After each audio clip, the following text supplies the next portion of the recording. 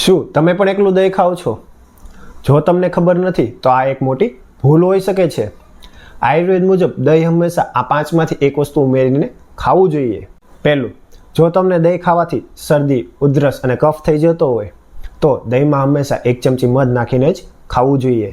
બીજું, જે લોકોના શરીરમાં વાત અને પિત્ત દોષ વધારે રહેતો હોય એ લોકોએ દહીંમાં હંમેશા 1 ચમચી ગાયનું ઘી નાખીને જ લેવું જોઈએ. ત્રીજું, જો શરીરમાં બળતરા, વધારે પડતી ગરમી કે પરસેવો આવતો હોય તો દહીંમાં હંમેશા સાકર ઉમેરીને જ લેવું જોઈએ. ચોથું, દહીં સાથે ગોળ ખાવાથી શરીરનો વાયુ શાંત થાય છે, તૃપ્તિ મળે છે અને તેમજ વીર્ય અને શક્તિમાં વધારો થાય છે.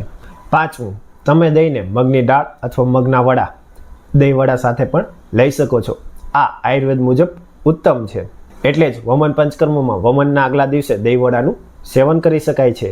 બાકી પંચકર્મની માહિતી જોતી હોય તો કોમેન્ટ કરો ઋતુશોધન. દહીં કોને ન ખાવું જોઈએ એ નીચે આપેલી લિંક પરથી જોઈ શકો છો.